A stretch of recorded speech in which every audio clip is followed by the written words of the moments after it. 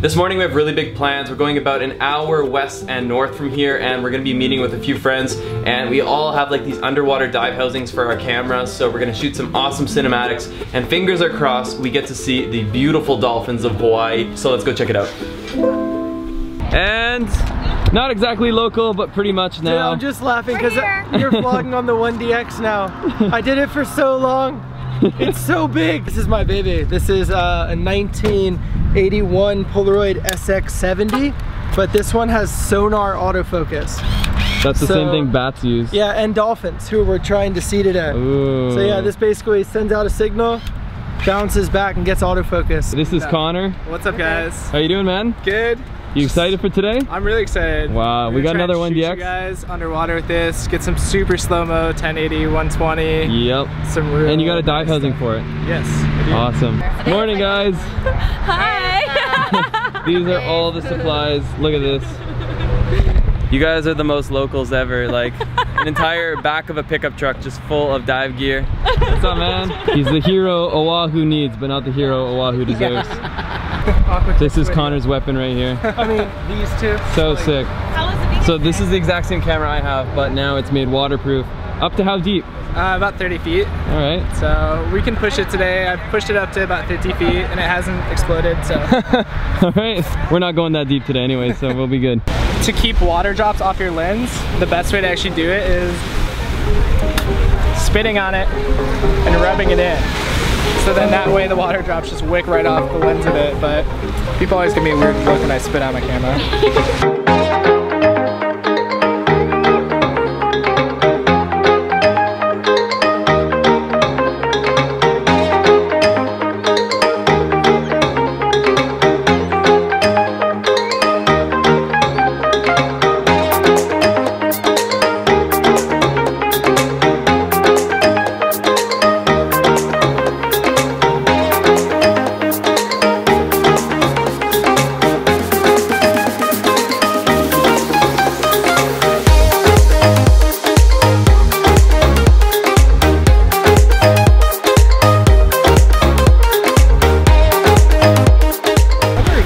How was it? It was really good. Get some really good photos, some really good videos. Be top-notch underwater photographer, videographer. Do you do it for work? Like, is this a business you run? Yeah, so I do like a fair amount of commercial stuff. I train a lot of girls who can't swim. But yeah, some commercial work. I do stuff for Hawaii Magazine. I basically took 3 breaths to match one of his underwater. You're basically a fish. Like I might buy a housing while driving on the highway on my way home. We're gonna have to do a side-by-side comparison of his video and Sawyer's video. I think there might be some slight difference. I gotta move here and learn from him first, bro. What are you doing? Oh my gosh. It's like an Incan warrior marking. I put it way too tight. I think so, but no water got in. Yeah. So. Are you excited? No, look at my face. No, yes, I'm excited. Super excited. We're gonna make a trip in a helicopter. Helicopter all over Hawaii, Oahu. A circle of the island. It's gonna be incredible, guys. Guys, we are right now with Paradise Helicopters. We're about to take off and do a round trip tour of the island. And right now I'm with Mooch, and Mooch used to fly Marine One, which is the aircraft that would basically transport the president from place to place, like taking him to Air Force One. So I thought that was pretty epic when I heard that. Yeah. And now you get to live in one of the most beautiful places in the world. Oh yeah, I love it here. Yeah, so what are we doing today? We're gonna fly around the island of Oahu on the Circle Island Experience, and I'll show you places that you can't see from the ground. So awesome! You excited? Yeah. Let's do it. Did I do it right? Yeah, you did. Yeah. This is Shaka. Shaka. This is like actually it was not developed, but it came out in the 20s and 30s. There was a sugarcane worker. He lost 3 of his middle fingers, so he couldn't work the fields anymore. So they made him a security guard. And when the kids used to sneak onto the cane fields to steal sugar cane, he'd go there and wave them off with his 2 fingers, and the kids would go, "Ah, yeah, come try catch us!" You know, and that's where it came from. That's what taught us an element. It's called the Shaka, hang loose. Or if, for example, you're in traffic and you let a guy in, it's like, "Hey, thanks, brah." You know, just kind of give him the. There's all different ways of doing it. Like, hey.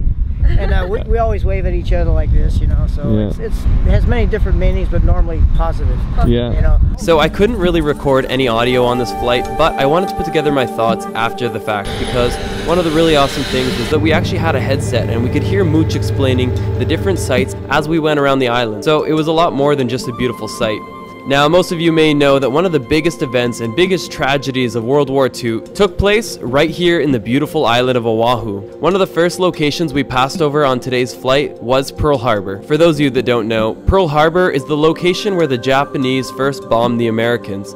It was a complete surprise attack, and it was actually a huge devastation to the US Navy. The lives of over 2,400 people were lost during the surprise attack. 18 ships were sunk, including 5 battleships, of which 2 of them remain on the seafloor today. One of them that we actually flew over was the Arizona, and you could see the ship's outline in the water. Truly a tragic reminder of the battle that was once fought here. Now, the reason there's only 2 of them left on the seafloor today is because the other 16 were raised and repaired, aside from one which was actually beyond repair.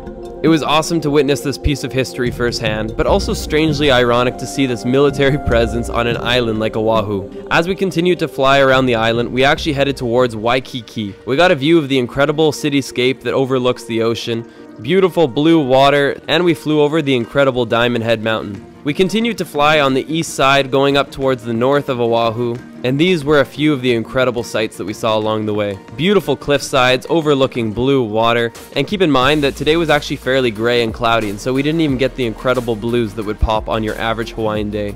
As we rounded the corner, starting to travel on the north side, we saw these really strange islands that looked extremely out of place. I've never quite seen anything like it. We passed by this guy, which is one of the most recognizable islands in Oahu, and it's known as Chinaman's Hat. I'm gonna go ahead and make the wild guess that it's based on its shape, which also looks like a bell, which, by the way, is a reminder, you guys should hit the bell button to get notifications when you watch my videos. Now, one of the coolest things is, in between these mountains is actually a cattle ranch, and you can even pay for a day tour to rent some ATVs and go and explore. Just inside of this mountain range was probably my favorite thing that I saw on this entire helicopter tour, and that was this hidden waterfall right in between the mountains. Absolutely insane. I'm not sure if anyone's ever been able to get up here before, but I definitely have that on my bucket list. As we continued to fly on the northwest side of the island, we passed by Turtle Bay Resort, one of the 5-star resorts on the island, and we did our final loop and began to head back down south to the terminal. On the way, we passed by a few more beautiful hotels, some more incredible mountainscapes, and that right there was the end of an incredible tour around Oahu. See you later, Mooch. All right, brother. Thank you. Bye. Like this to everybody. I like it. I'm gonna go back and say hi to your parents, like, hey. What's up? On our final night in Oahu, Kathy and I took out the ukulele and we headed down to Waikiki Beach, watched our final gray sunset. Unfortunately, Mother Nature wasn't exactly cooperating. And that pretty much brings me to this point here.